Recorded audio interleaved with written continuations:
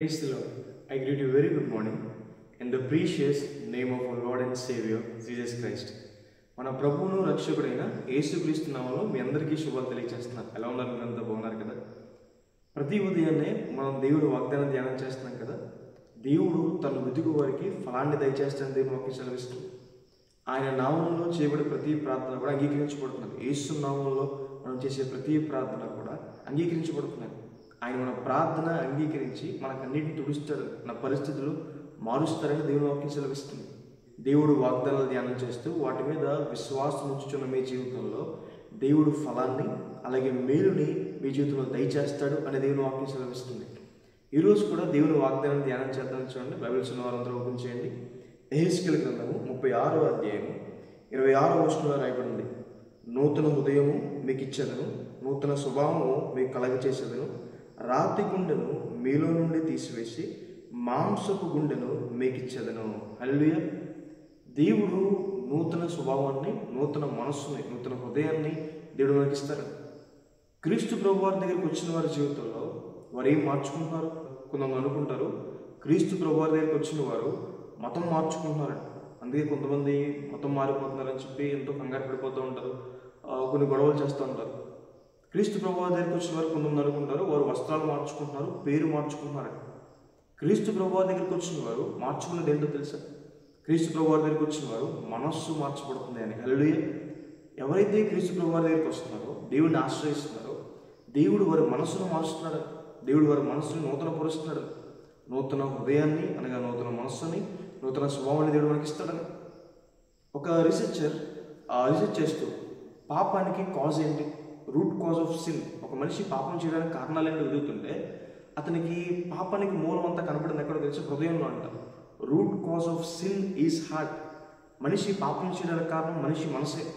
బైబిల్లో రాయబడింది కదా, హృదయము మోసకరమైంది, అది బహువ్యాధి కలిగింది, దాన్ని గ్రహించగలివాడు ఎవరని. మనిషి హృదయమే పాపంతో నిండిపోయిందని, మనిషి హృదయమే దేవునికి వ్యతిరేకమైన వాడితో నిండిపోయిందని క్రీస్తు ప్రభు వారు మాట్లాడుతూ ఉంటారు. మనిషి హృదయంలో నుంచి 13 రకాలైన పాపాలు వస్తాయి. దాంట్లో మొదటి స్థానంలో దురాలోచనలు ఉన్నాయన్నమాట.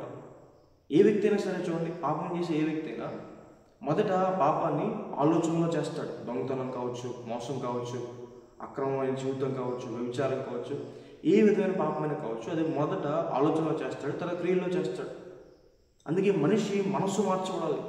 మనిషి మనసు మార్చబడితే, మనిషి ఆలోచించే విధానం మార్చబడితే మనిషి బ్రతుకు మార్చబడుతుంది. అందుకే దేవుడు మూలాలను కూడా సరిచేసేవాడు. కాబట్టి ఆయన మనకు నూతన హృదయాన్ని, నూతన మనస్సుని, నూతన స్వభావాన్ని దేవుడు మనకి దయచేస్తున్నాడు అని. హల్లెలూయా. ఒకరోజు ఒక ప్రాంతంలో ఒక వ్యక్తి గొర్రెలు దొంగతనం చేశాడంట.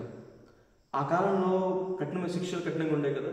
గొర్రెలు దొంగతనం చేసినప్పుడు ఇతను గొర్రెలు దొంగతనం చేశాడు అన్న విషయం అందరికీ తెలిసేలాగా అతను నుదుటి మీద, ఫోర్ హెడ్ మీద గోదో అనే ముద్ర వేశాడు. గో అంటే గొర్రెలు, దో అంటే దొంగ అని ఒక ముద్ర వేశాడు. ఎవరు చూసినా ఇతను ఈజీగా కనిపెట్టచ్చు గొర్రెలు దొంగ అని. కొంచెం ఎవరి కాలం ఉన్నప్పుడు ఈ దొంగతనం చేశాడు. అయితే కాలం సమయం మారుతున్న కొద్దీ దేవుని వాక్యం తెలుసుకున్నాడు.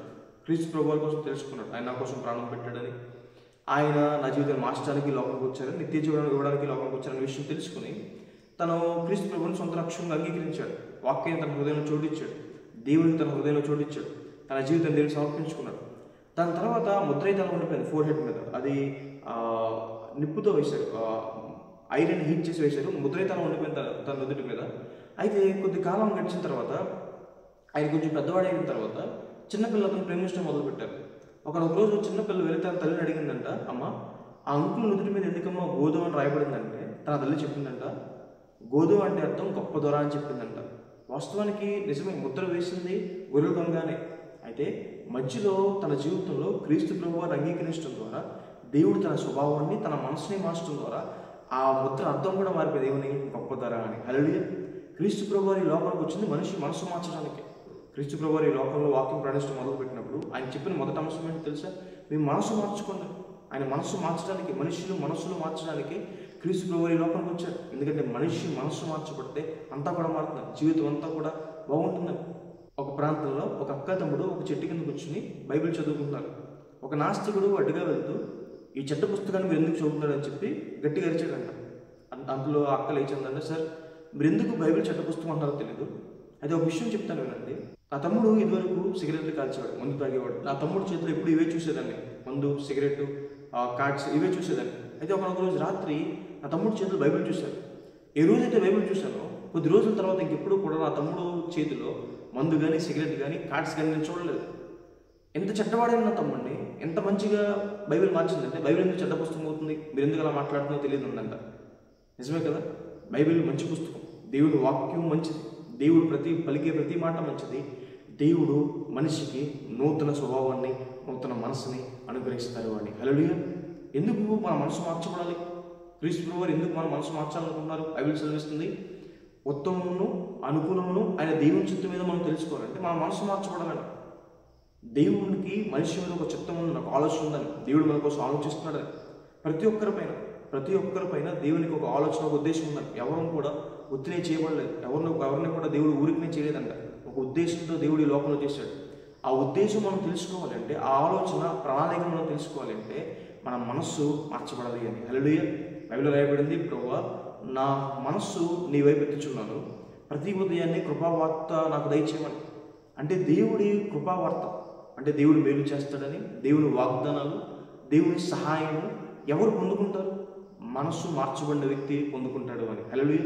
మనస్సు మార్చబడిన వ్యక్తి ఆ కృపావార్తను పొందుకుంటాడని దేవుని వాక్యం సెలవిస్తుంది.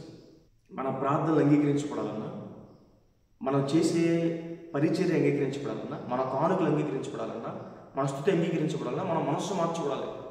ఒక మనిషి మనస్సు మార్చబడకుండా చేసే ప్రార్థన దేవుడు అంగీకరించడు, ఇచ్చే కానుకలు దేవుడు అంగీకరించడు, చేసే పరిచర్య దేవుడు అంగీకరించడు, పాడే పాటలు దేవుడు అంగీకరించడు.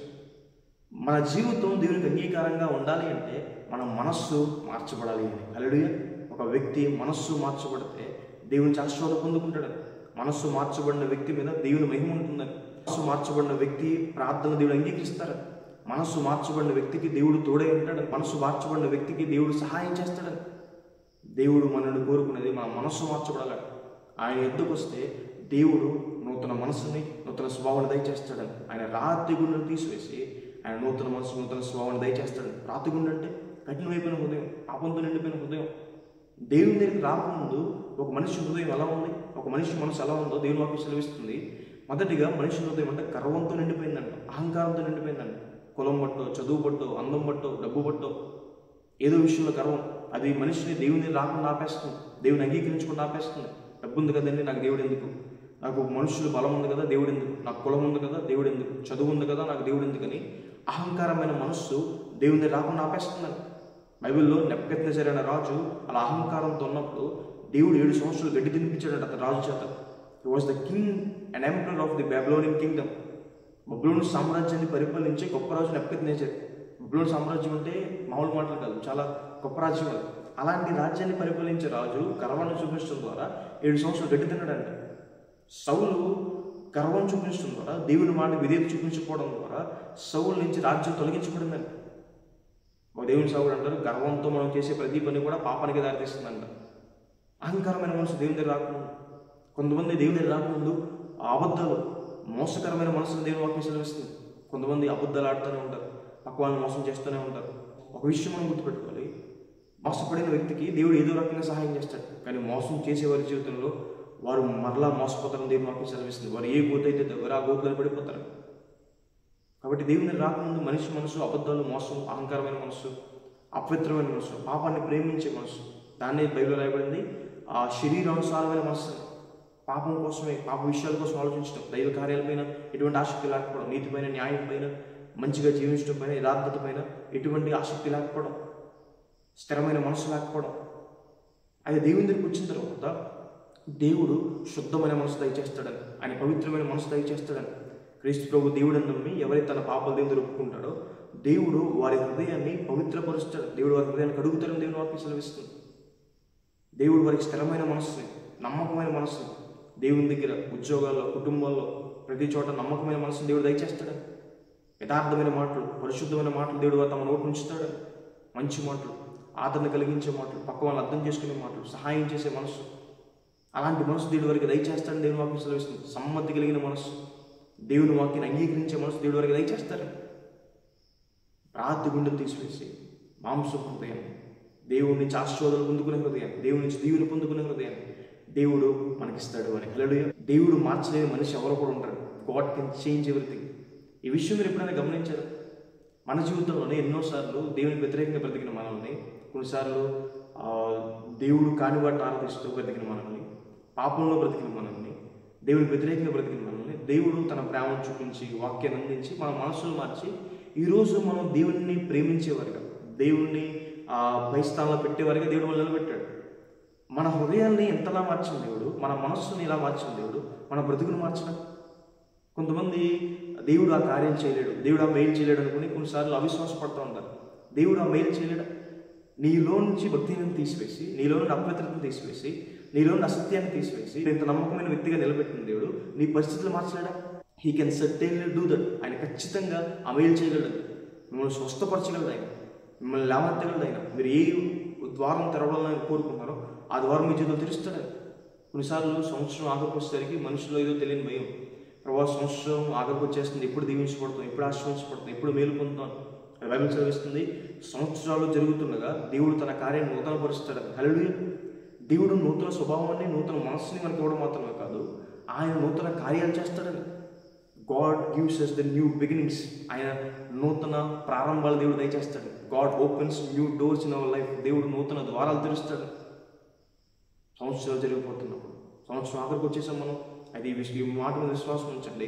మీకు నూతన మనసుని, నూతన స్వభావం ఇచ్చే దేవుడే ఆయన మీ జీవితంలో నూతన కార్యాలు చేస్తాడని. ఏ కార్యం కోసం మీరు ఎదురు చూస్తున్నారో ఆ కార్యం మీ జీవితంలో దేవుడు నెరవేరుస్తాడు. ఆ కష్టాల నుండి, అప్పుల బాధల నుండి, శ్రమల నుండి, అనారోగ్యాల నుండి, అవమానాల నుండి, ప్రతికూల పరిస్థితుల నుండి దేవుడు బయటికి తీసుకొస్తాడు. నూతన కార్యాన్ని దేవుడి మీ పట్ల చేస్తాడు అని. హల్లెలూయా. ఈ వాగ్దాన్ని విశ్వసించండి. దేవుడు సహాయాన్ని, దేవుని కాపుదలు ఇప్పుడు మీకు తోడు ఏంటండి. ప్రార్థన చేసుకుందాం. చూడండి. సర్వశక్తి మంత్ర జీవం గల దేవేశ, మీకు వేలాది వందనాలు వేసే. ఈరోజు ఉదయాన్నే మీ వాగ్దానం ధ్యానం చేసే భాగ్యాన్ని మాకు దయచేసినందుకు దేవా మీకు వందనాలు.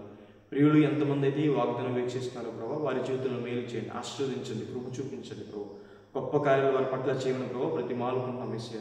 ఇంకా ఎవరి మనసు అయితే మార్చబడలేదో ప్రభావ, గర్వ మనసు, అహంకారమైన మనసు తీసివేసి ప్రభావ నెమ్మది మనసు, దీన మనసు ప్రభావ, సమ్మతి కలిగిన మనసు ప్రభావ, పరిశుద్ధమైన మనసు దయచేయమని దేవా ప్రతి మాలుకుంటున్నాం వేసే. ఆత్మానుసారమైన మనసు దయచేయమని ప్రభావ ప్రతి మాలుకుంటున్నాం వేసే.